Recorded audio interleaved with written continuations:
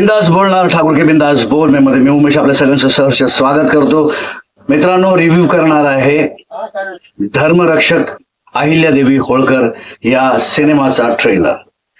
ठाकूर के बिंदास बोल मध्ये मला हा ट्रेलर रिव्ह्यू करताना अत्यंत आनंद होतोय, कारण या मेकर्सचं खरंच कौतुक केलं पाहिजे.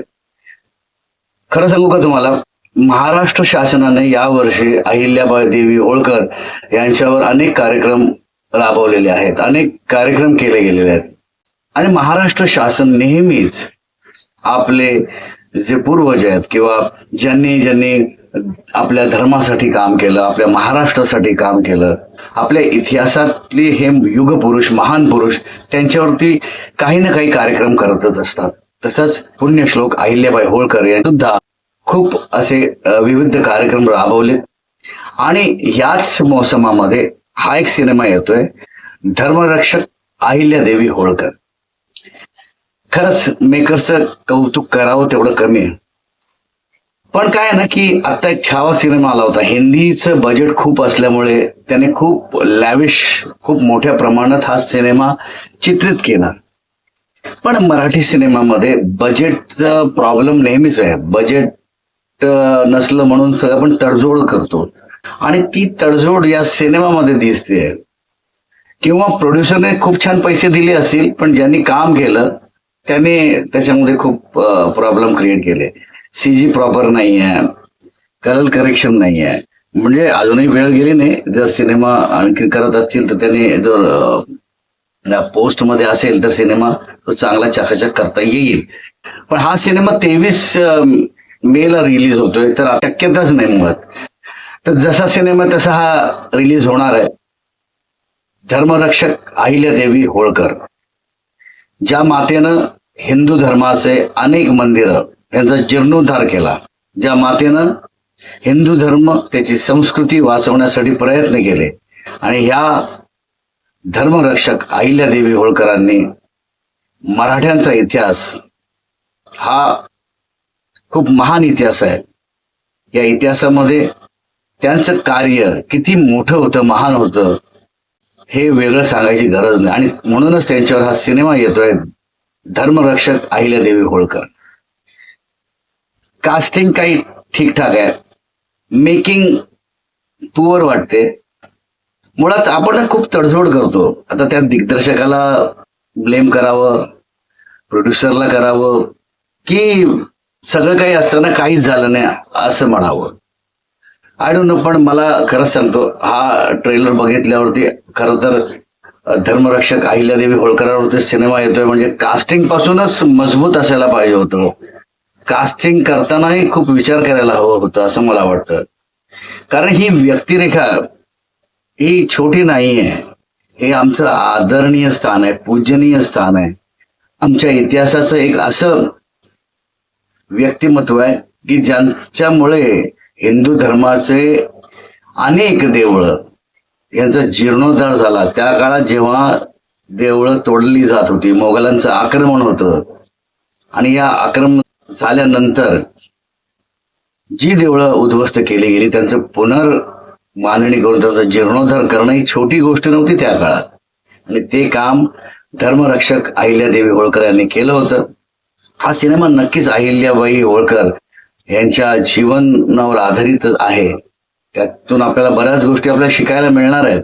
त्यांचं कार्य कसं होतं, त्या वेळोवेळी निर्णय कसे घ्यायचे, हे सगळं आपल्याला बघायला मिळणार आहे, त्यात वादच नाही. पण मेकिंग जे आहे ना, त्याचा प्रॉब्लेम आहे. खरं सांगतो, तुम्ही मेकिंग ना चांगली करा. ऑडियन्स आपलं येतं ना मराठी थिएटरला, कधी येतं जेव्हा तुम्ही एक चांगला सिनेमा घेऊन येता, चांगल्या क्वालिटीचा सिनेमा घेऊन येता. 300-400 रुपये, 500 रुपये तिकीट देऊन जर मला क्वालिटी मिळणार नसेल तर उपयोग काय? मेकर्सचं खरंच अभिनंदन आहे, आभार की त्यांनी हा सिनेमा बनवलाय. पण तो सिनेमा एवढा ग्रँजरचा असायला पाहिजे, कारण ज्यांच्यावर हा सिनेमा बनतोय ते खूप महान आहे. तिथे पैशाची तडजोड होताच कामा नये. खूप अपग्रेड झालेला आहे आता सिनेमा. त्या टेकिंग पासून सगळ्या गोष्टी खूप अपग्रेडेड आहेत. तर तसा जर सिनेमा हा झाला असेल तर उत्तमच आहे, पण ट्रेलरवरून तसं वाटत नाही. मला फार दुःखाने सांगावंसं वाटतं. खरं तर मला ही याच्यावर कंप्लेंट करायची नाहीये किंवा कुरघोडी करायची नाही, पण विषय छान आहे. धर्मरक्षक अहिल्यादेवी होळकर ह्यांच्यावर सिनेमा बनवताय, ही कल्पनाही फार छान आहे.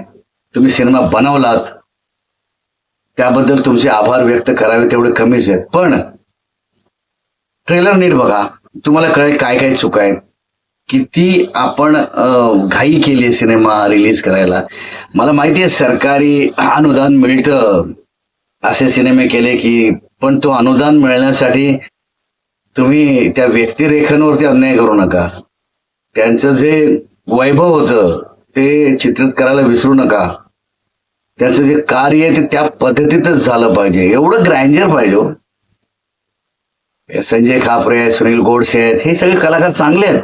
काही कलाकार खूपच छान आहेत तुमच्या चित्रपटामध्ये, पण बाकीचं काय? म्हणजे मला माफ करा, मला खरंच मराठी सिनेमाबद्दल वाईट बोलायला आवडतच नाही. मी कधी बोलतही नाही, कारण मराठी सिनेमा जगला पाहिजे, टिकला पाहिजे, तो भरभरून पुढे गेला पाहिजे. खूप चांगले चांगले कंटेंट आहेत. हा कंटेंट खूप मोठा कंटेंट आहे, हा ऐतिहासिक कंटेंट आहे. तर ह्याची मेकिंग खूप ग्रँजरच व्हायला पाहिजे. तुम्ही प्रयत्न केला असेल पण ते दिसत नाही सर. मला माफ करा, ट्रेलरमध्ये तर दिसत नाही.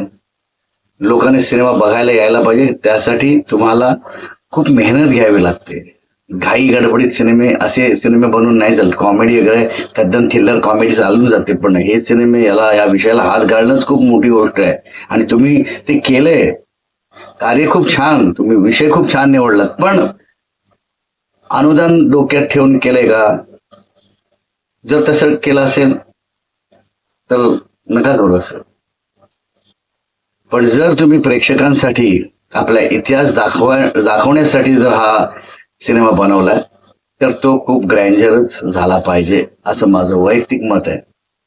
असो, माझं मत काय हे महत्वाचं नाही. तुम्ही सिनेमा बनवलाय ही खूप अभिमानाची गोष्ट आहे. तो सिनेमा रिलीज होतोय 23 मेला, ती ही छानच गोष्ट आहे. आता तो सिनेमा चालेल नाही चालेल हे मी आता काही सांगत नाही किंवा मी ते प्रेडिक्ट करत नाही. सिनेमा चालावा अशी माझी खूप इच्छा आहे.